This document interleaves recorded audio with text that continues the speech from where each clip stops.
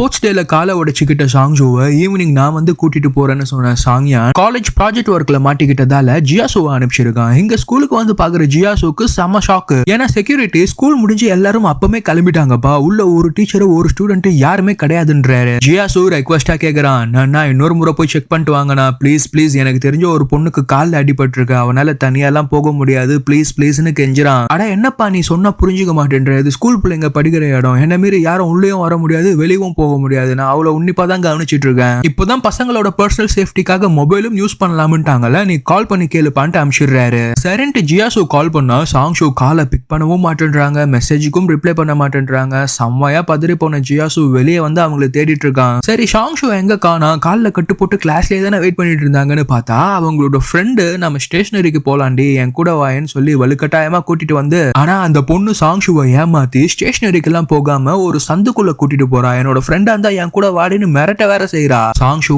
ஹே அந்த இடத்துக்கு எல்லாம் போக கூடாதுன்ட்டு டெய்லி ஸ்கூல் அசம்பிளில சொல்லுவாங்கல்ல, ஏண்டி அங்க போனோம்னா இந்த பொண்ணும் எனக்காகடின்னு ப்ளீஸ் ப்ளீஸ்னு கூட்டிட்டு போயிட்டா. அங்க போய் பார்த்தா ஒரு 3 பொண்ணுங்க ரவுடி மாதிரி சாங்ஷுவோட ஃப்ரெண்டு கிட்ட, ஹே உன் வீட்டுல காசு திருடி எடுத்துட்டு வர சொன்னோம்ல, என்ன நீ வெறும் கையை வீசிட்டு வந்திருக்கனா, இல்ல எங்க வீட்டுல அவ்வளவு காசுலாம் இல்ல, நாங்க கஷ்டப்படுற ஃபேமிலி, அதான் என்னோட ஃப்ரெண்டை கூட்டிட்டு வந்திருக்கா, அவ பணக்காரி, அவங்க வீட்டுல நிறைய காசு இருக்கும்ட்டு மாட்டி விட்டுறா. அடுத்து என்னாச்சுன்றத நெக்ஸ்ட் பார்ட்ல பாப்போம். சப்ஸ்கிரைப் பண்ணிக்கங்க.